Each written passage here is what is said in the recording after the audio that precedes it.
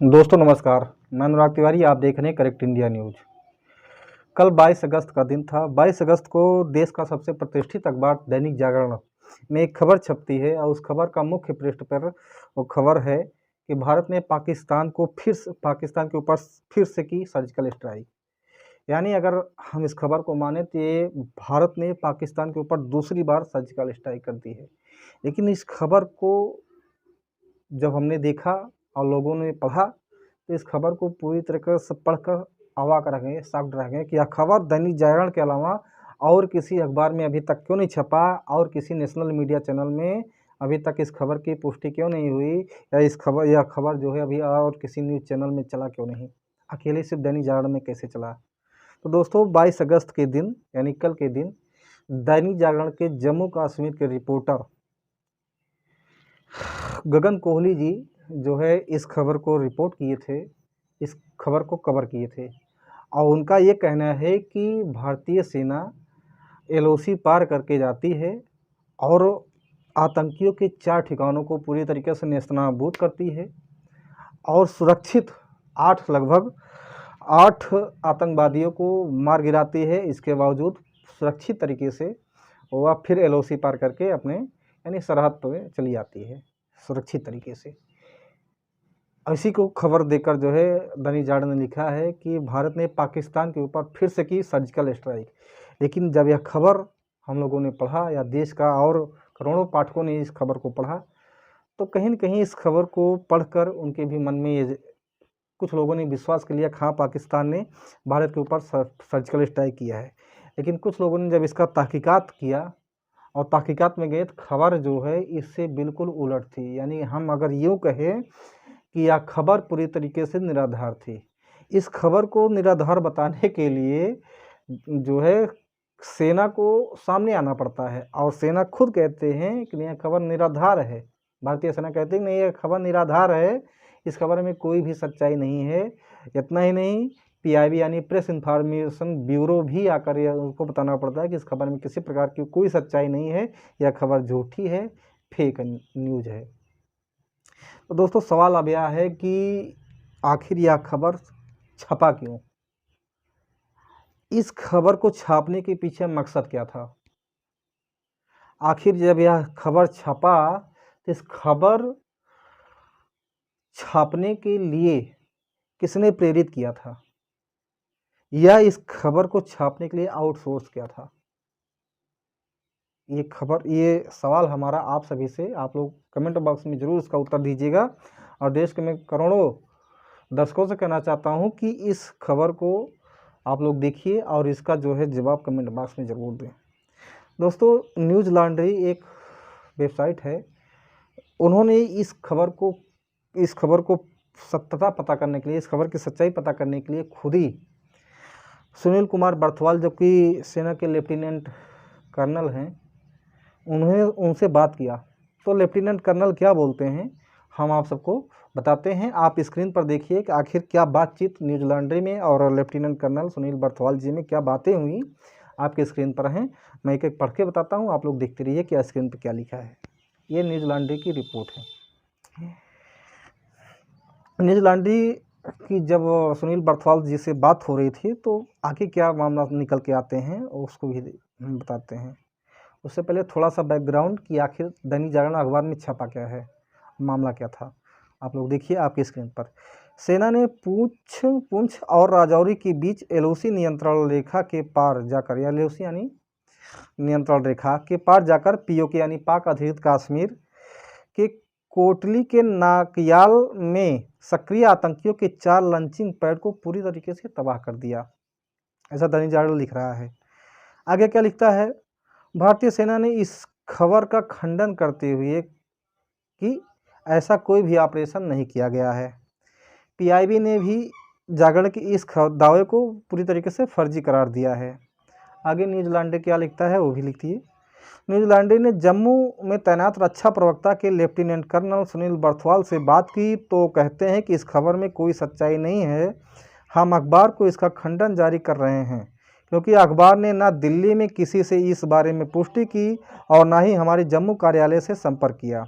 वो आगे कहते हैं कि हमने 21 अगस्त को एक प्रेस रिलीज जारी की थी कि बालाकोट में 2 आतंकी मारे गए। यही एक ऑपरेशन था जो एलओसी पर अंजाम दिया गया। यह खबर बाकी सभी अखबारों में प्रकाशित हो चुकी है, लेकिन जागरण ने इस जानकारी को एक नया रूप दिया है। आगे क्या है हम उसको भी बता रहे हैं, आप लोग देखिए आपकी स्क्रीन पर। लेफ्टिनेंट कर्नल कहते हैं कि मैं इस रिपोर्टर यानी गगन कोहली जो दैनिक जागरण का रिपोर्टर है, लेफ्टिनेंट कर्नल कहते हैं कि मैं इस रिपोर्टर को सुबह से फ़ोन कर रहा हूं, लेकिन उसने अपना फ़ोन स्विच ऑफ कर रखा है। मुझे उनसे पूछना है कि इतनी बड़ी खबर उन्होंने किससे कंफर्म की, उनका सोर्स क्या है। बर्थवाल जी आगे कहते हैं कि लगे हाथ एक बड़ी चिंता भी जाहिर करते हैं। कौन? बर्थवाल जी, जो लेफ्टिनेंट कर्नल के जो है प्रवक्ता हैं। वो कहते हैं कि इसमें एक मतलब एक चिंता जाहिर करते हैं कि इतनी बड़ी खबर राष्ट्रीय संस्करण में छप कैसे गई। सोचिए अगर पार्लियामेंट सेशन चल रहा होता तो अब तक बवाल मच गया होता। ये थी जो है न्यूजीलैंड की और सुनील कुमार बर्थवाल जी से जो बातचीत हो रही थी, उसमें जो सच्चाई निकल के सामने आई उसे हम आप लोगों को बता रहे हैं। लेकिन दोस्तों अब सबसे बड़ा सवाल ये है कि आखिर ये खबर छपा क्यों, इसके पीछे छपने का मकसद क्या था। और दूसरी खबर हम एक चीज़ आप बता रहे हैं, दूसरी चीज़ हम एक कहना चाहते हैं कि दैनिक जागरण ने ये क्यों कहा कि नहीं एलओसी पार करके भारतीय सेना पार करके जाती है और आतंकियों के 4 ठिकानों को पूरी तरीके से नेस्तनाबूद करती है और उसके बाद 8 आतंकियों को मार गिरा देती है, उसके बाद सुरक्षित तरीके से फिर अपने सीमा रेखा में अंदर चली आती है। इस खबर को छपने का मेन मकसद क्या था, आखिर दैनिक जागरण ने इस खबर को छापा किया। और एक ऐसा रिपोर्टर गगन कोहली नाम का व्यक्ति जो कि लगभग दैनिक जागरण में 25 से 30 वर्षों से काम कर रहा था, एक लगभग ठीक ठाक अनुभव होना चाहिए पत्रकारिता जगत की, लेकिन फिर भी इसके बावजूद ये खबर छपी तो छपी क्यों, इसके पीछे की सच्चाई जानना अति आवश्यक है। और सबसे बड़ा सवाल खड़ा होता है, लेकिन उससे पहले हम आप लोगों को बताना चाहते हैं कि भारतीय राष्ट्रीय कांग्रेस की राष्ट्रीय प्रवक्ता सुप्रिया श्रीनेत जी क्या कहती हैं, आप उनको देखिए, उनको सुनिए कि आखिर वो क्या कहती हैं और किस तरीके से सवाल उठाती हैं, उस पे देखिए। देश का सबसे बड़ा और सबसे ज्यादा बिकने वाला हिंदी का अखबार है दैनिक जागरण। गांव गांव तक, शहर शहर, घर घर तक पहुंचता है। लोग खूब तल्लीनता से, खूब लगन से पढ़ते हैं और ये सोच के पढ़ते हैं कि जो उसमें लिखा है वो ब्रह्म वाक्य है, अकाट्य सत्य है। तो आज दैनिक जागरण ने अपने मुख पृष्ठ पर, मेन पेज पर, मेन पहले पन्ने पर 1 2 3 नहीं 8 कॉलम की एक स्टोरी छापी।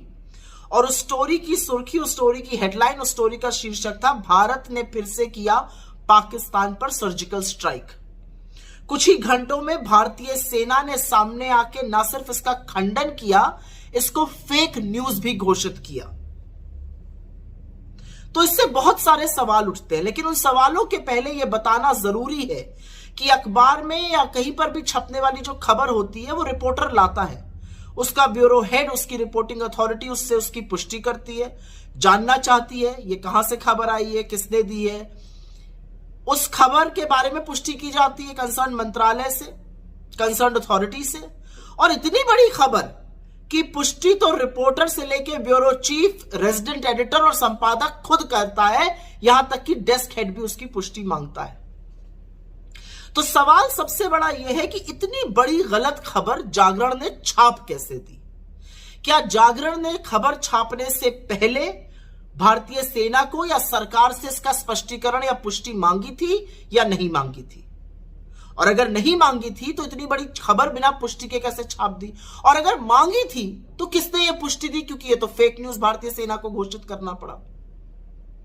आखिर इस बड़ी खबर के लिए जो गलत साबित हुई, जो फेक न्यूज थी, जिम्मेदार कौन है जागरण में? रिपोर्टर, रेजिडेंट एडिटर या खुद संपादक या मालिक? देखिए, ऐसा है कि जागरण को किस पार्टी का मुखपत्र कहा जाता है उत्तर प्रदेश और बिहार में, बस वही समझ लीजिए और बहुत सारे सवालों का जवाब मिल जाएगा। क्योंकि ऐसा प्रतीत होता है कि यह खबर गलती से नहीं, यह जानबूझकर गलत छापी गई, एक प्रोपेगेंडा फैलाने के लिए।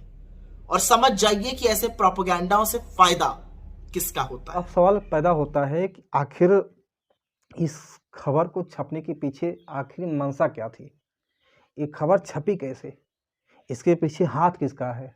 और इस खबर को झूठी खबर फैलाने के लिए दैनिक जागरण की आखिर मंशा क्या थी? कौन है इसके पीछे जो खड़े हुए हैं? किसके कहने पर यह खबर छपी है? पूरी सच्चाई हम लोग जानेंगे।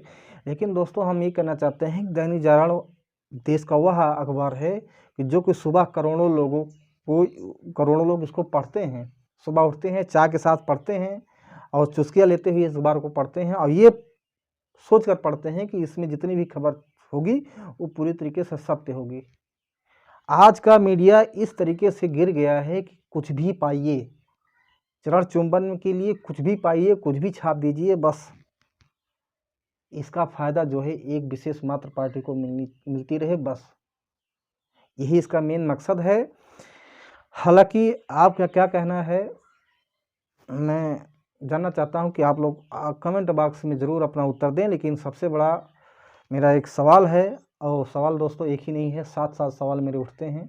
7 सवाल मेरा है जो कि दैनिक जागरण से है और देश से है। और आप लोगों से हाथ जोड़कर निवेदन करता हूं कि आप लोग जो मैं सवाल उठा रहा हूं, इस सवाल के पीछे आप लोग अपने उत्तर ज़रूर कमेंट बॉक्स में जीत दीजिए। तो मेरा सबसे पहला सवाल है, आपके स्क्रीन पर है। पहला सवाल है, क्या दैनिक जागरण ने सेना या सरकार से इस खबर की पुष्टि की थी? सवाल नंबर 2 दोस्तों, क्या इतनी बड़ी खबर बिना चेक किए चला दी गई? सवाल नंबर 3, इस खबर का सूत्रधार कौन था? कौन ये गलत खबर चलवाना चाहता था?